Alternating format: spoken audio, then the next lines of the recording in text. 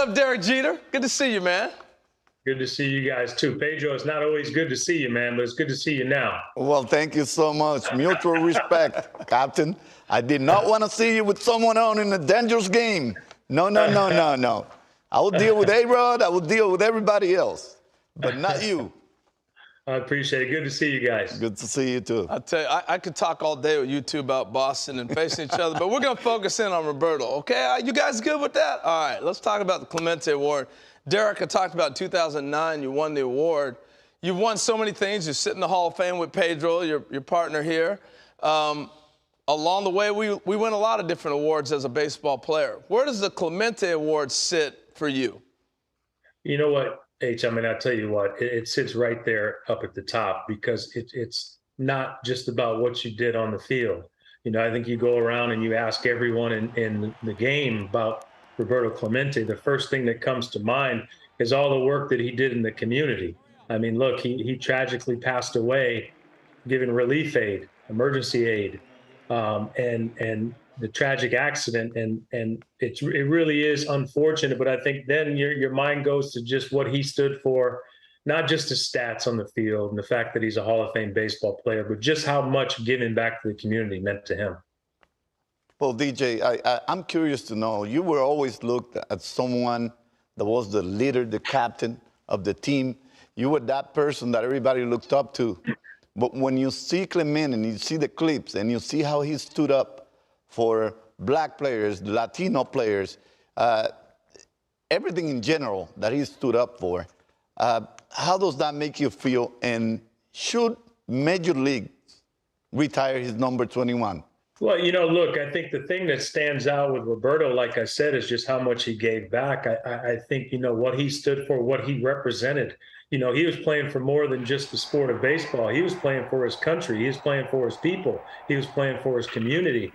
And those are things that I think rubbed off on the next generation of players. And still to this day, you have so many players that are giving back. So, you know, look, I'm not the one that makes the decisions on whether or not someone's number should be retired, but you talk about someone who has done so much for the game and the sport, and the legacy lives on to this day. I mean, he's right there at the top. And you know, I was so proud of the fact that I was able to win this award, because I do think it is an award that people strive to win.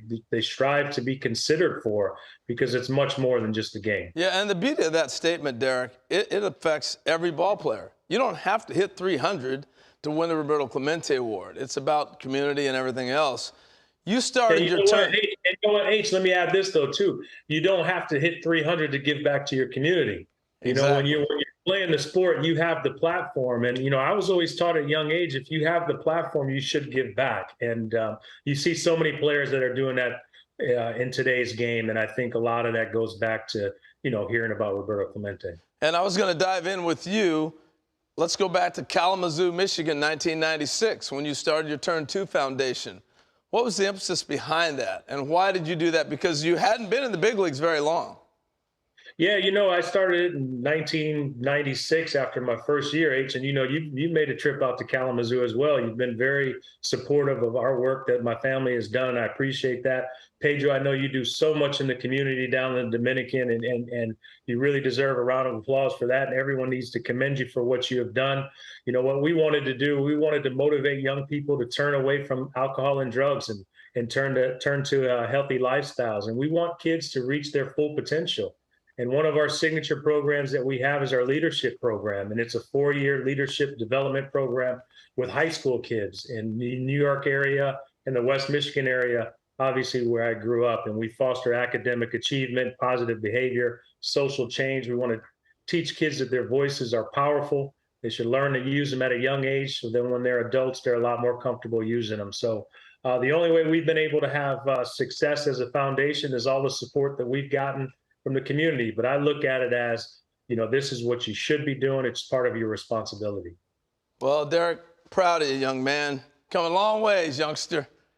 I appreciate that. And Pedro, now we're not competing against each other, man. Don't be afraid to invite me to one of your foundation events. We will do that for sure. But more than anything, I have you as my teammate. And you know, I have Joe also as my teammate. in Cooperstown, you will never go away from my team, boy, because I don't want to face you again. I appreciate it, brother. Good to see you guys. Thank you, bro. Thank you. God bless you. You don't and have your to worry family. about wearing that arm pad, Derek. He's not going to be throwing balls at you no more. It's all good. All right, we appreciate it, Derek. Thank you so much. Thank you, guys.